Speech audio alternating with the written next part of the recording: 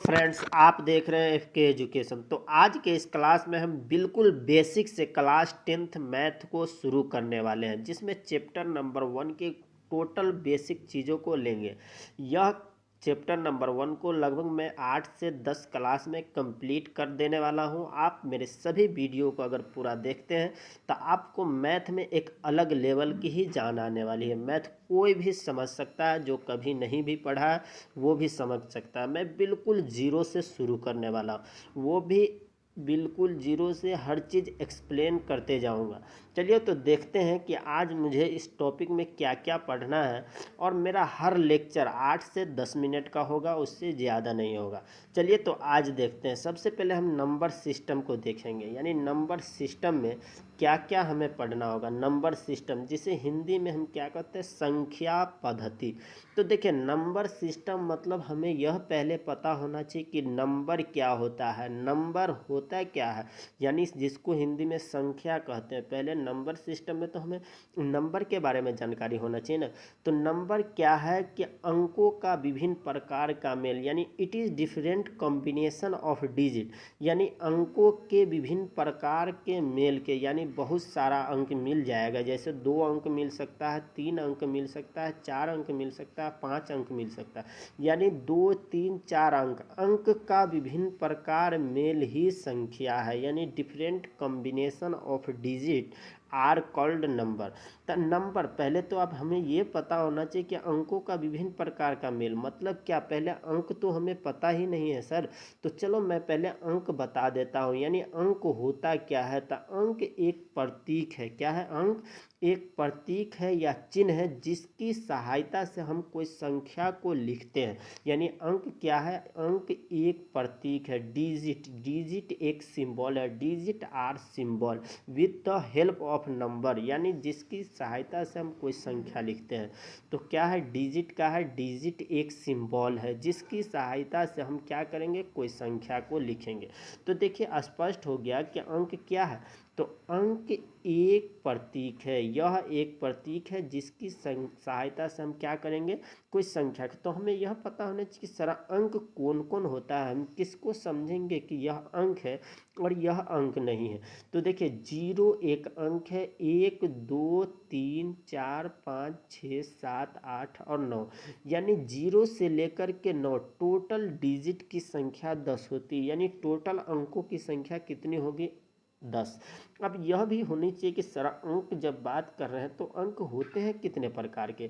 तो अंक 2 प्रकार के होते हैं, यानी डिजिट 2 टाइप्स के होते हैं। एक डिजिट का नाम होता है सिग्निफिकेंट डिजिट, जिसे हिंदी में हम कहते हैं सार्थक अंक, सिग्निफिकेंट डिजिट, जिसे हिंदी में क्या कहते हैं, सार्थक अंक। दूसरा का नाम होता है इनसिग्निफिकेंट डिजिट, जिसे हिंदी में हम क्या कहते हैं, असार्थक अंक। सार्थक अंक 1 से लेकर 9 तक के डिजिट को हम सिग्निफिकेंट डिजिट कहते हैं, जबकि 0 को हम इनसिग्निफिकेंट डिजिट कहते हैं, यानी असार्थक अंक कहते हैं। हम आगे देखते हैं नंबर सिस्टम। देखिए नंबर सिस्टम को हम 2 पार्ट में डिवाइड करते हैं, यानी नंबर सिस्टम को 2 भागों में बांटा गया है। पहले भाग का नाम रियल नंबर और दूसरे भाग का नाम इमेजिनरी नंबर। रियल नंबर को हिंदी में हम बोले तो क्या कहते हैं, वास्तविक संख्या, जिसमें हमें पढ़ना है इस चैप्टर नंबर 1 में क्लास 10th या क्लास 9th, ये सभी के लिए है। चाहे कोई भी बोर्ड वाले हो, यूपी बोर्ड, बिहार बोर्ड, सभी के लिए यह बहुत यूजफुल वीडियो। तो देखिए रियल नंबर, रियल नंबर का मतलब क्या हुआ, वास्तविक संख्या।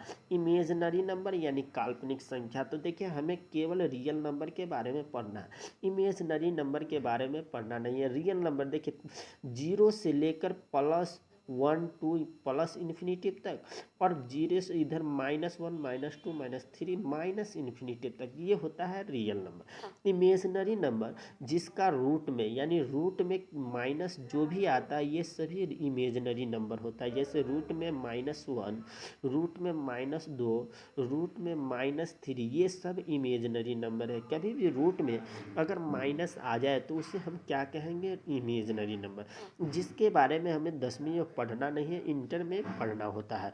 चलिए तो आज के इस क्लास में हम रियल नंबर पर चर्चा करेंगे। रियल नंबर रियल नंबर होता क्या है? सबसे पहले तो यह हमें समझ में आना चाहिए कि सर रियल नंबर है क्या। तो रियल नंबर परिमेय संख्या और अपरिमेय संख्या का सम्मिलित रूप है, यानी जिसमें परिमेय संख्या भी आएगा और अपरिमेय संख्या, दोनों संख्या का मिलन ही क्या है, रियल नंबर। जैसे देखिए 0, 1/2, 1, 2/3, 5√3, ये सभी क्या है, रियल नंबर है। तो जहाँ भी परिमेय संख्या अपरिमेय संख्या जितनी भी संख्या है सभी रियल नंबर के अंतर्गत आते हैं। चलिए नेक्स्ट देखते हैं रियल नंबर। देखिए रियल नंबर को दो पार्ट में हम बांटते हैं, यानी रियल नंबर को दो भागों में बांटा गया। पहला रेशनल नंबर और दूसरा इरेशनल नंबर। रेशनल नंबर जिसे हम हिंदी में परिमेय संख्या कहते हैं, इरेशनल नंबर जिसे हम हिंदी में अपरिमेय संख्या कहते हैं। और इस वीडियो के लिए सबसे इम्पोर्टेंट टॉपिक है जिसका नाम है रेशनल नंबर, यानी रेशनल नंबर को आपको अच्छे से देखना और समझना है। और इस एग्ज़ाम पॉइंट ऑफ व्यू से देखा जाए तो बहुत ही इम्पोर्टेंट टॉपिक है रेशनल नंबर, जिसके ऊपर हर वर्ष लगभग 2 या 3 मार्क ऑब्जेक्टिव या सब्जेक्टिव मिलाकर के क्वेश्चन पूछा ही जाता है। तो हमें रेशनल नंबर यानी परिमेय संख्या को अच्छे से समझना पड़ेगा। तो इसका डिफिनेशन होता है क्या है, तो जिसे p/q के रूप में लिखा जा सके उसे रेशनल नंबर कहते हैं। इतना सिर्फ आपको याद रखना है कि जिसे p/q के रूप में लिखा जा सके उसे रेशनल नंबर कहते हैं। लेकिन जहाँ q is not equal to 0, यानी q कभी 0 नहीं आता। जैसे एग्जाम्पल में देखिए, मान लीजिए ऊपर p की जगह 4 और q की जगह 3। अगर ये q जो है नीचे नीचे यानी हर, अगर हर 0 आ जाए तो ये तो इन्फिनिटिव आ जाएगा। जब इन्फिनिटिव आ जाएगा तो ये तो परिमेय संख्या होगा नहीं। इसीलिए हर कभी भी 0 नहीं होना चाहिए। एक बात का ख्याल रखना है आपको कि हर यानी नीचे p 0 हो उससे मतलब नहीं, लेकिन नीचे q की जगह कभी भी 0 नहीं आना चाहिए। q बराबर कभी भी 0 नहीं आना चाहिए। अगर q यानी नीचे में जैसे 4 और नीचे 0, 5 और नीचे 0, तो कभी भी अगर नीचे में 0 यानी हर में 0 आ गया, समझ लेना आपको कि यह एक परिमेय संख्या नहीं है। ये बात आपको याद, ऊपर 0 आ सकता है। चलिए परिमेय संख्या जैसे हम कैसे समझे कि कौन कौन परिमेय संख्या, तो देखिए जिसे p/q के रूप में लिखा, जैसे 4 है, 4 नहीं बट्टे में 1, तो देखिए p/q के रूप में ऊपर p नीचे q। देखिए 4/5, ये भी p/q, 5/18, ये भी p 6.3, ये भी p/q के रूप में जब दशमलव उड़ाएंगे तो बट्टे में कितना आ जाएगा 10। यानी ये सभी क्या एक परिमेय संख्या।